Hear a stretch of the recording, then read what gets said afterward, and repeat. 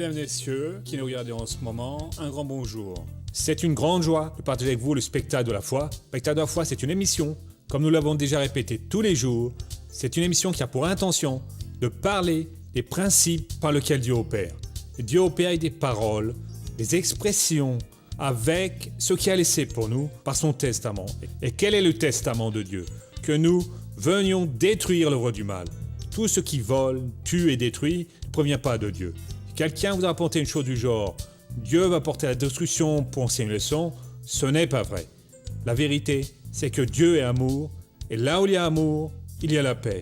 Où il y a l'amour, il y a construction et édification et non pas destruction. Quelque chose dans votre vie est détruite peu à peu, quelque chose vous perturbe, vous sentez que quelque chose incommode, une chose vous arrête et vous pensez « cela n'est pas bien ».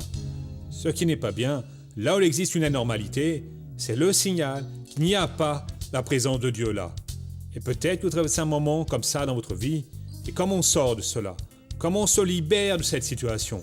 Quand nous ouvrons vraiment notre cœur et que nous acceptons Dieu, que nous acceptons qu'il peut y avoir une différence.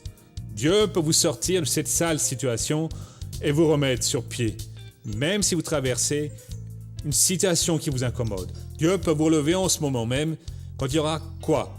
Une attitude de changement. Et une attitude de changement se démontre par l'action. L'action, c'est écouter Dieu.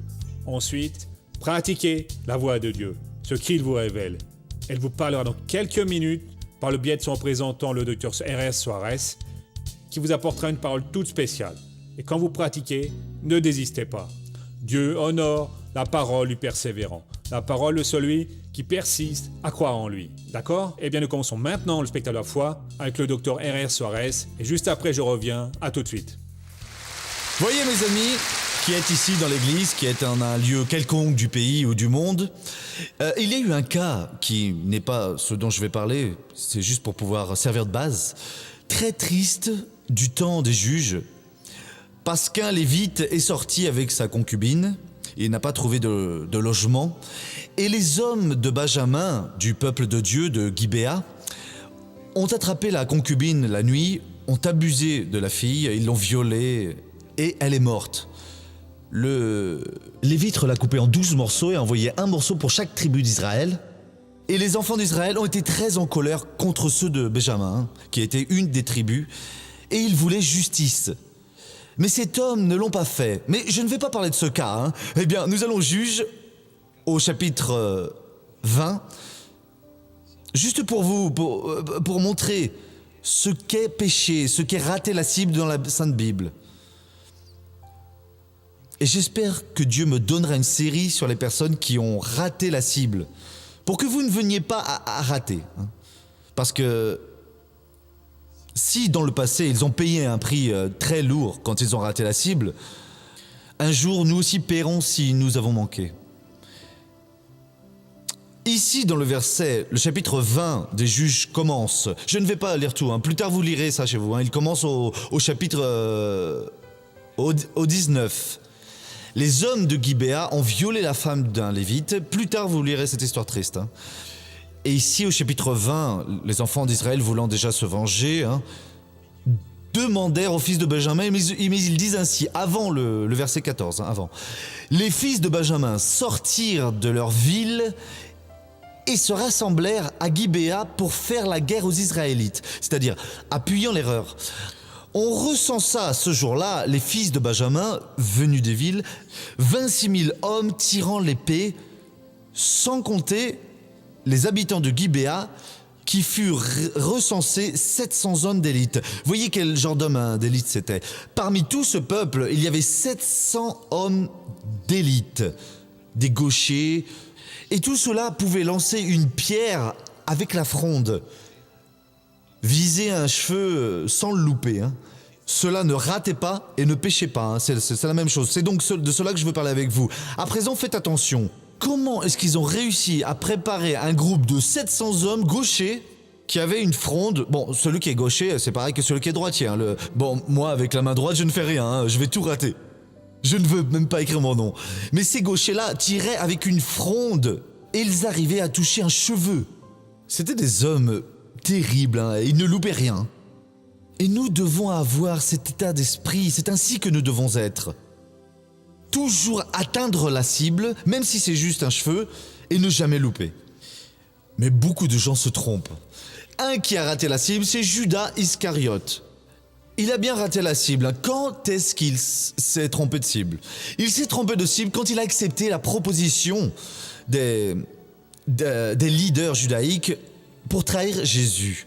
Dans le livre de Luc, chapitre 22-3, quand Jésus a donné cette bouchée pour Judas, il l'a trempé dans le vin, et c'est à ce moment-là que Judas ne s'est pas repenti. Parce que c'est une chose, quand vous venez à être tenté de commettre un acte qui est mauvais, et vous demandez alors pardon à Dieu, etc., etc. Mais quand vous assumez dans votre cœur, je vais faire, là il n'y a plus moyen. Dieu doit vous remettre aux mains de l'ennemi. Et malheureusement, cela peut être parfois nuisible à l'œuvre de Dieu ou à nous-mêmes. Il y a des gens de Dieu qui sont tentés et ils vont laisser l'ennemi continuer à un moment donné. Ils vont payer la facture. Dans le livre de Matthieu 10:1, on dit que cet homme a reçu de Jésus parce qu'il était un des 12 et Jésus ne l'a pas exclu. Puis il appela ses 12 disciples et leur donna l'autorité pour chasser les esprits impurs et guérir toute maladie et toute infirmité. Vous voyez maintenant, mes frères, le pouvoir, l'autorité que ce Judas Iscariote a reçu, parce qu'il était un des 12. Ici, dans le verset 3, on commence à donner leur nom. Et au 4, on dit ainsi, en terminant, Simon le Canatite de Judas l'Iscariote, celui qui le livra. Cet homme a reçu le pouvoir sur tous les démons pour les expulser. De la bouche de Jésus, je vous donne ce pouvoir à présent. Quel que soit le démon qui se présentait devant lui, il ordonnait de sortir et celui-ci devait sortir. Il a reçu le pouvoir pour guérir toutes sortes de maladies et d'infirmités. Combien ici aurait besoin d'une guérison aujourd'hui? Nous devons agir par la foi. Cet homme a reçu de la main de Jésus le pouvoir et l'autorité. Vous pouvez expulser au loin le démon, vous pouvez aussi expulser la maladie, qu'elle s'en ira. Mais cet homme a trahi Jésus. Il s'est trompé de cible et lui offert un misérable présent, une petite récompense, 30 pièces d'argent. Et l'homme va trahir le maître. Il aurait eu toute l'éternité et la richesse avec Jésus. Judas s'est trompé de cible. Mon frère, aujourd'hui, il y a des gens de Dieu se trompant de cible, pensant qu'ils sont importants, disant « dans mon cas, c'est différent, votre cas est pareil à n'importe quel autre cas ». Fuyez cela, faites comme Joseph d'Égypte, quand la femme de Potiphar a mis la main sur lui, il a laissé sa cape dans ses mains, il est parti en courant et il était là en prison pendant 2 ans, mais il n'est pas allé en enfer. Il vaut mieux passer jusqu'à 2 ans ou 20 ans en prison que de passer sa vie opprimé, que de passer l'éternité dans cette prison d'où vous n'allez jamais sortir. Là, il n'y aura jamais un ordre de libération dans cette prison de l'enfer éternel, où vous allez brûler avec le feu et le souffle. Cet homme ici, au chapitre, on a vu maintenant le 10, nous allons voir le chapitre 11, le verset 1. Lorsque Jésus eut achevé de donner ses ordres à ses 12 disciples, il partit de là. Jésus a donné des instructions, y compris à Judas. Il a entendu de la bouche de Jésus l'instruction. Voyez, c'est ainsi que l'on fait. Ne faites pas cela, il faut agir de cette façon. Il leur a donné la révélation complète et Judas va malgré cela trahir Jésus. Voyez dans Matthieu 20, verset 17, une autre belle parole ici. Tandis qu'il montait à Jérusalem, Jésus prit à part les 12 disciples et leur dit en chemin. Jésus a pris à part, les a mis de côté et leur a dit un tas de choses qui allaient se produire. Il a eu ce privilège, viens ici Pierre, viens ici Jean, viens ici Matthieu, viens ici Judas Iscariote. Il était parmi eux, il aurait pu être une bénédiction. Avec nous, ce n'est pas différent. Jésus a parlé maintenant à notre cœur. Nous sommes un groupe spécial de ce monde. Ce qui nous intéresse, c'est la parole de Dieu. Nous sommes épris de passion pour elle. Nous aimons prier Dieu et avoir cette communion. Certains ici vont trahir, vont voler, vont tuer, faisant ceci, faisant cela. Les pauvres, ils sont fous. Mais attention à ne pas vous tromper de cible. Les portes de l'enfer sont impatientes pour s'ouvrir et envoyer toutes sortes de démons pour venir vous tenter. Soyez plus ferme jour après jour avec Jésus. Je ne vais pas rater la cible. Vous, comme ces 700 guerriers gauchers qui lançaient, faisaient tourner leur front et atteignaient une mèche de cheveux, ils étaient tous des experts en cela. À présent, dans Marc, au chapitre 4, le verset 10, c'est à suivre. Qu'est-ce qui s'est passé ici? Voyez un autre privilège que cet homme a eu d'avoir appartenu au groupe. Lorsqu'il fut à l'écart, ceux qui l'entouraient avec les 12 se mirent à l'interroger sur les paraboles. Il a eu le privilège de le faire, d'interroger Jésus, et Jésus a répondu. Combien de fois vous interrogez et n'obtenez pas de réponse? Ils ont interrogé Judas, a parlé à son tour, et Jésus a répondu. Un autre très beau verset, Marc 10, 32. Voici un autre privilège de Judas. Jésus avait fait un discours sérieux, solennel, et les disciples sont même devenus tristes et ils sont sortis. Ainsi, qui peut le sauver? Alors Jésus leur a expliqué, et cela c'est dans le verset 32. Il a dit ainsi. En chemin pour montrer à Jérusalem, et Jésus allait devant eux, les disciples étaient effrayés et ceux qui suivaient avaient peur. Il prit encore les 12 auprès de lui et se mit à leur dire ce qui allait lui arriver. Il s'était même déjà éloigné et Jésus était devant, marchant tout seul. Jésus est venu et a dit « Venez, je vais vous donner une chance, venez marcher avec moi. » Jésus vous a-t-il déjà donné une chance?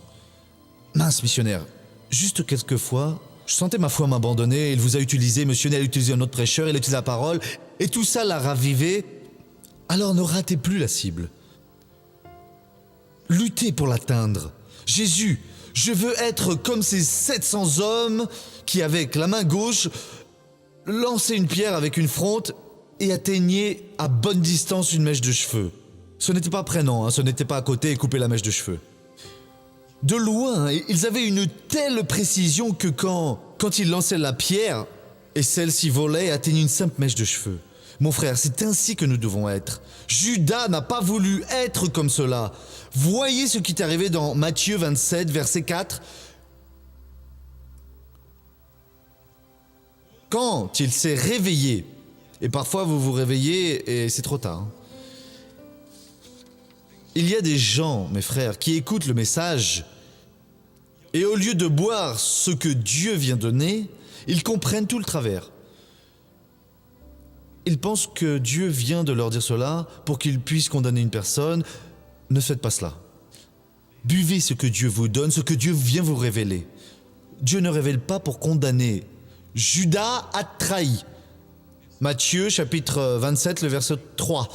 Voyez qu'il avait été condamné, Judas, qui l'avait livré, fut pris de remords et rapporta les 30 pièces d'argent aux grands prêtres et aux anciens, en disant « J'ai péché en livrant le sang innocent. » Ils répondirent que nous importe? C'est ton affaire, c'est votre affaire, c'est votre problème. C'est cela qui va arriver avec la personne qui quitte son conjoint pour avoir une aventure extra-conjugale, qui laisse une vie honnête pour mettre la main sur ce qui appartient à l'employeur, qui laisse une bonne conduite pour dire du mal au sujet d'autres personnes, qui trahit, qui ment, qui trompe, qui escroque, qui va se vendre à l'ennemi. Ne péchez pas, ne ratez pas la cible, parce que le prix que vous allez payer est très élevé. Il est venu repenti, il a jeté les pièces et ils ont dit « Ah, c'est intéressant, cette monnaie-là, c'est avec ça, vous avez trahi votre chef, vraiment, c'est votre problème. » Et il est parti, il s'est pendu et il s'est perdu éternellement. Nous devons être ce peuple. Dieu, fais-moi expert pour atteindre la cible. Ta volonté est grande, mais je ne veux rien louper, même pas ce qui est de la taille d'une mèche de cheveux, de cette épaisseur. tel qu'à 1 mètre vous ne parvenez même pas à voir, mais à une distance telle que si vous lancez la fronde, vous allez l'atteindre. C'est ce que Dieu veut de nous, au nom de Jésus, pour que vous soyez une bénédiction. Amen. Laissez-moi faire une prière. Père, au nom de Jésus, je sais que c'est le Seigneur qui a placé cette parole dans mon cœur comme un avertissement pour beaucoup qui sont en train de rater la cible. Et nous avons besoin, ô Dieu, d'être experts, comme ces 700 guerriers-là, de cette tribu rebelle de Benjamin. Mais ils étaient experts pour atteindre une cible à distance avec une pierre et une fronde. Et la cible, c'était une mèche de cheveux, Père. Père, que l'on reste à l'intérieur de ta volonté. Que le charme de personne ne vienne nous entourer. Que l'offre maligne d'un gain facile ne nous corrompe pas. Que nous puissions être fidèles jusqu'à la mort pour que nous recevions la couronne de la vie. Je prie pour tous et au nom de Jésus de Nazareth. Et vous dites grâce à Dieu.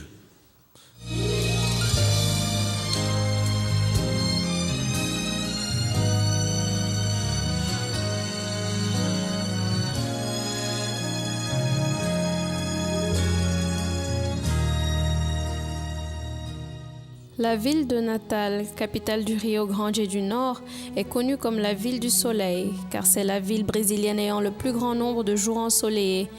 Mais la lumière ne brille pas toujours. La vie de Josénaldo Lopes est un exemple clair de cela. Mon enfance a été un peu compliquée parce que j'ai commencé très jeune avec l'alcool, la cigarette. À l'âge de 8 ans déjà, je fumais. Je buvais, je prenais ce qui était dangereux, si bien que j'ai eu une enfance horrible. Et puis j'ai déniché un travail pour enfants, vous voyez, réservé aux enfants. Mais à cette époque, quand il n'y avait aucun travail, alors je vivais vraiment dans la rue, à jouer, faire ce qu'il ne faut pas faire. Et alors je volais quand je n'étais pas en prison. Quand j'étais arrêté, c'était un soulagement pour le quartier, vous voyez. Partout où je suis passé, j'ai changé d'adresse. Je ne suis pas resté à Natal, je suis venu dans une autre ville. Et j'y suis resté, et après j'y suis retourné. Je restais à se faire ce va-et-vient, très court, des villes proches, près de la capitale. Alors je dormais vraiment au milieu de la rue, quand je n'étais pas interné. Je dormais au milieu de la rue. J'ai même dormi en auberge. Ils m'ont interné, mais moi je m'enfuyais, vous comprenez ? Alors je restais dans la rue, je dormais dans n'importe quel endroit, que ce soit sous un pont ou dans un petit coin, je dormais. Josénaldo se met à travailler et quitte la rue, mais ne laisse pas les vices. Même après avoir constitué une famille, il souffre d'une rechute et retourne au crime.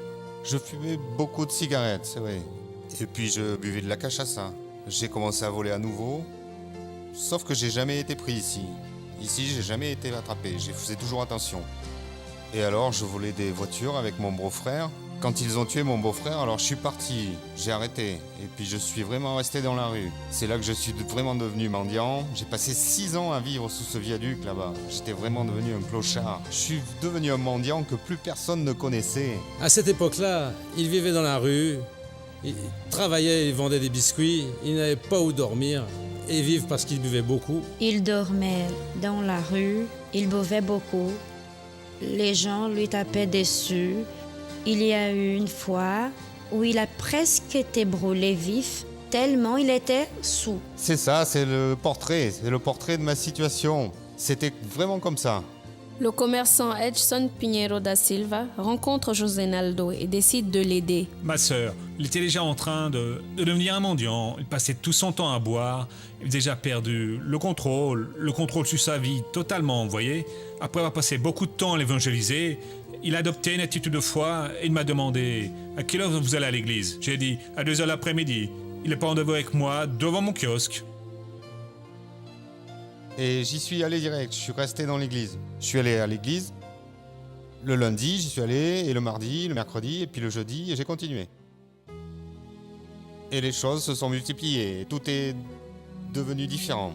Après 1 mois, j'ai dégoté une chambre pour y vivre. J'ai arrêté la cachaça, mais j'ai continué à fumer. Et puis 3 mois plus tard, alors que j'étais dans l'église, je me suis converti et j'ai arrêté de fumer. J'ai tout arrêté. À ce moment-là, j'avais déjà ma petite chambre qui était déjà bien aménagée. J'avais aussi mon kiosque, puis un autre kiosque. J'en avais déjà ouvert deux grands. Et même les pasteurs venaient acheter là, les ouvriers, tout le monde. Dieu ne prévoit pas seulement de restituer la dignité de José Naldo, mais aussi dans d'autres domaines de la vie de cet ex-mendiant. Il n'a pas fallu un an avant que je devienne ouvrier dans sa maison à lui, du Seigneur. Alors on a commencé à se parler, puis on a commencé à s'entendre. Comprenez? Je pense que c'est l'œuvre de Dieu et Dieu l'a réparé de cette manière. Et aujourd'hui, vous faites l'œuvre de Dieu ensemble, comme vous l'aviez prévu? Oui, on continue, on le fait, on est des ouvriers pour de vrai. Et c'est grâce à Dieu qu'aujourd'hui il est devenu l'homme qu'il est. C'est une bénédiction dans la main de Dieu, n'est-ce pas? Il s'est marié. Aujourd'hui, Dieu lui a restitué tout ce qu'il avait perdu, vous voyez. Il lui a rendu tout ce qu'il avait perdu. Et la chose qui a le plus attiré mon attention lors de sa conversion, ce n'est pas juste son mariage. Je savais que Dieu voulait lui restituer toute sa vie, oui. Ce qui a le plus attiré mon attention dans sa conversion à lui, c'est qu'un jour, avec le groupe d'évangélisation, on allait évangéliser un quartier éloigné, et le groupe d'évangélisation devait partir en marche de cette année-là. Et passé un certain temps après qu'il a accepté Jésus, lors de sa conversion, vous voyez, j'entre dans les groupes d'évangélisation, et qu'est-ce que je rencontre? Notre José Naldo. Dis José, qu'est-ce que vous venez faire ici? Il a dit, je fais partie du groupe d'évangélisation. Gloire à Dieu. Encore une vie de sauver. Jésus nous aide à sauver un si grand nombre de vies qui sont perdues par ici. Et il y a de la place pour tout le monde. Et gloire à Dieu pour cela. Allons maintenant à la première question.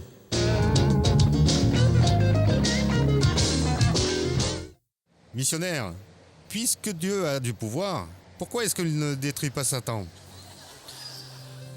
La question qu'il pose a du sens, parce que cet être du mal, le problème c'est le suivant, Satan ne peut pas être détruit, parce qu'il est de la même essence que Dieu. C'est un esprit, nous aussi ne pouvons pas. Avec l'union d'un homme et d'une femme, nous avons le pouvoir de produire une nouvelle vie. Cette vie est plus qu'un simple corps. Et dire qu'il y a des pauvres gens qui tuent l'enfant dans le ventre de sa mère. Tout cela n'est pas juste de la matière qui tente de devenir un être, c'est déjà une vie qui est là. C'est cette vie indestructible. Satan va être attaché, lancé dans le lac qui brûle avec le feu et le soufre, pour toute l'éternité, et là aussi vont être les rebelles qui ne se plient pas devant la parole de Dieu. Son jour à lui va arriver, et il sait cela. Et cette pauvre personne qui est là est hôte des vies, comme dans le cas des bébés qui sont dans le ventre de leur mère, ou des êtres qui sont là, qui vivent déjà, qui ont besoin d'écouter la parole de Dieu. Ah, celui-ci ne mérite pas de vivre, nous allons en finir avec lui. Non, nous devons prêcher la parole. C'est une vie égale à la mienne, à la vôtre, qui va exister pour toute l'éternité. Comme pour notre ami qui a été libéré, comme tant d'autres personnes pourront l'être. Seconde question à présent. Doctor, ¿qué significa broquel en la palabra de Dios? Bouclier, on dit que la parole de Dieu, c'est le bouclier et la cuirasse. Le bouclier, normalement le guerrier l'utilisait, ainsi le géant Goliath, avait un bouclier devant lui. Dieu, c'est notre bouclier. Mais le lutteur, lui, en avait un plus petit. S'il était gaucher, il le gardait dans la main droite. Et s'il était droitier, il le gardait dans la main gauche. Il tenait l'épée ici, et ce petit bouclier pour le protéger. Et donc la parole de Dieu, c'est ce bouclier qui nous protège de tout. Et dans notre lutte, il y a aussi la cuirasse pour que l'on puisse se protéger au nom du Seigneur. À présent, laissez-moi faire une prière pour ceux qui sont chez eux. Mon Dieu, le culte aujourd'hui a été très fort, Père. Le Seigneur a parlé et parlé au fond des cœurs. Je veux être comme un de ces 700 de Benjamin, Père, qui lançait des pierres avec la fronde à grande distance et qui ne ratait pas une mèche de cheveux. Et je veux que tout mon peuple soit comme ça, Père. Nous ne pouvons pas louper la cible. Dieu, s'il y a un peuple qui doit faire selon ta volonté, c'est ce peuple qui est avec moi. Je prie pour lui à présent. Guéris ceux qui sont malades et bénis tous ceux qui ont besoin d'une quelconque bénédiction au nom de Jésus de Nazareth. C'est avec joie que nous retrouvons pour la fin de cette émission. Je suis certain que vous avez compris qu'il y a une vie différente avec Dieu. C'est un cycle de transformation, c'est un cycle de changement constant dans votre vie. Et quand vous pensez, vous vous regardez, vous vous voyez comme un potentiel de Dieu pour réaliser des changements. Dieu est un Dieu de changement. C'est un Dieu qui n'accepte pas de voir l'homme dans la routine, mais qui veut voir un homme ayant un différentiel dans sa vie. Vous avez un différentiel, vous avez besoin d'une chose différente, vous êtes insatisfait avec votre vie, prenez maintenant une attitude de foi. Beaucoup sont insatisfaits avec leur situation financière. Vous savez pourquoi? Ils n'obéissent pas à la voix de Dieu. Certaines personnes maintenant sont appelées pour être des personnes qui parlent l'ordre du Seigneur. Des personnes qui tous les mois vont assumer un compromis de foi et dire « Je vais aider le spectacle de la foi avec telle somme, car je sens que Dieu vient de m'appeler pour cette œuvre. » Peut-être que vous dites « Actuellement, je n'en ai pas les moyens. » Mais si Dieu vient vous appeler, s'il vient placer ce sentiment dans votre cœur, c'est parce qu'il va vous donner tous les outils pour accomplir votre promesse. Appelez maintenant même, en cet instant, ce numéro de téléphone qui apparaît sur votre téléviseur, le téléphone du spectacle de la foi. Nous serons là pour vous répondre avec une grande gentillesse. Ne laissez pas ça pour plus tard. C'est le moment où Dieu vous a appelé. La ligne est occupée, essayez à nouveau. Laissez votre message et nous vous rappellerons. Nous entrerons en contact et c'est certain, Dieu viendra se manifester d'une forme toute spéciale dans votre vie au nom du Seigneur Jésus-Christ. Voyez, nous allons maintenant déjà arriver aux dernières secondes de ce programme. Nous reviendrons demain à ce même horaire, avec cette même foi, confiant que Dieu a quelque chose de plus pour vous. N'oubliez pas, ceci est notre téléphone qui apparaît sur le téléviseur. Vous pouvez le noter, nous appeler et nous serons là pour vous aider au nom de Jésus. Nous revenons à la prochaine opportunité. À très bientôt.